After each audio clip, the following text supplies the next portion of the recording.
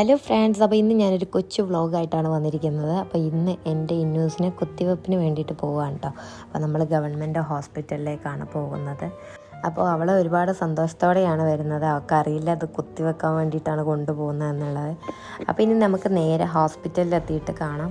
ഞങ്ങളൊരു മഴയില്ലാത്ത സമയത്താണ് കേട്ടോ ഇറങ്ങിയത്. ഈ ഒരു ഏരിയയിൽ നല്ല മഴ പെയ്തിട്ടുണ്ട്. ഇവിടെ ഒന്നാകെ വെള്ളമാണ്. അപ്പോൾ ഞങ്ങളിപ്പോൾ ഹോസ്പിറ്റലിൽ എത്തിയിട്ടുണ്ട്. ഇനി നമുക്ക് നേരെ പോയിട്ട് ഒരു ടോക്കൺ എടുക്കണം. അപ്പോൾ നമുക്കിനി നേരെ പോകാം. അപ്പോൾ ഞാനിപ്പോൾ ടോക്കൺ എടുക്കാൻ വേണ്ടി വെയിറ്റ് ചെയ്യുകയാണ്. ഇവിടെ 1-2 ആളുകൾ മാത്രമേ ഉള്ളൂ കേട്ടോ, അധികം ക്യൂ ഒന്നുമില്ല. അപ്പോൾ ഞാൻ ടോക്കൺ എടുത്തിട്ടുണ്ട്. എൻ്റെ ഇന്നൂസിന് 1 വയസ്സ് 4 മാസമേ ആയിട്ടുള്ളൂ. ഈ ടോക്കണിൽ 2 ഇയേഴ്സ് എന്നാണ് കേട്ടോ കൊടുത്തിട്ടുള്ളത്. ഒരുപാട് പേർക്ക് ഇന്നൂസിൻ്റെ പേരറിയില്ല. സിദ സഹ്റിഷ് എന്നാണ് കേട്ടോ ഇന്നൂസിൻ്റെ പേര്.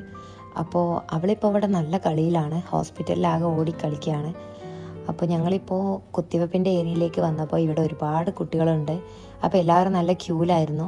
ഒരുപാട് സമയം വെയിറ്റ് ചെയ്തു. ഫൈനലി ഞങ്ങൾ കുത്തിവെപ്പിൻ്റെ റൂമിലേക്ക് കയറാൻ പോവാണ്. അപ്പോൾ അവൾ നേഴ്സുമാരെയൊക്കെ കണ്ടപ്പോൾ ഒരുപാട് കുട്ടികൾ ഉള്ളിൽ കയറി കരഞ്ഞുകൊണ്ട് വരുന്നതൊക്കെ കണ്ടപ്പോൾ ആകെ ടെൻഷനായി.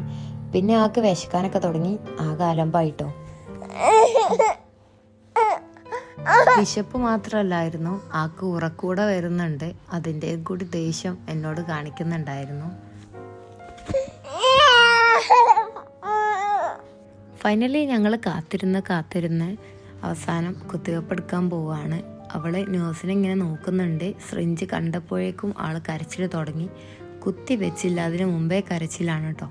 അപ്പം ഞാനും നേഴ്സും കൂടെ ഒരുപാട് ഇങ്ങനെ ചിരിപ്പിക്കാനൊക്കെ നോക്കി. അവളുടെ കരച്ചിലൊരു ഇത് അവൾ നിർത്തി കേട്ടോ. അങ്ങനെ ഇങ്ങനെ സോപ്പിട്ടുകൊണ്ട് നേഴ്സ് പതിയെ സിറിഞ്ച് അങ്ങ് കയറ്റി. ദേ വീണ്ടും കരച്ചിൽ തുടങ്ങി കേട്ടോ. പിന്നെ അങ്ങനെ ഒരുപാട് കരഞ്ഞു, ഒരുപാട് സമയം കരഞ്ഞു. അതിനുശേഷം ഞാൻ പതിയെ എടുത്ത് ആളെ പുറത്തേക്ക് കൊണ്ടുപോയി. പുറത്ത് കൊണ്ടുപോയതിന് ശേഷമാണ് കേട്ടോ ആൾ കരച്ചിലൊക്കെ ഒന്ന് നിർത്തിയത്. വല്ലാത്ത സങ്കടമായിരുന്നു. ഓക്കെ ഫ്രണ്ട്സ്, അപ്പോൾ ഇപ്പം ഞങ്ങൾ വീട്ടിലേക്ക് തിരിച്ചു പോവാണ്. സൂചി കുത്തിയ ആൾ ഓക്കെ ആണ് കേട്ടോ, ആൾക്കിപ്പോൾ കുഴപ്പമൊന്നുമില്ല. അപ്പോൾ വീട്ടിലെത്തിയതിന് ശേഷം വേദനയോ പനിയോ ഒന്നും ഉണ്ടായിട്ടില്ലായിരുന്നു. അവളിപ്പോൾ ഹാപ്പിയാണ് കേട്ടോ.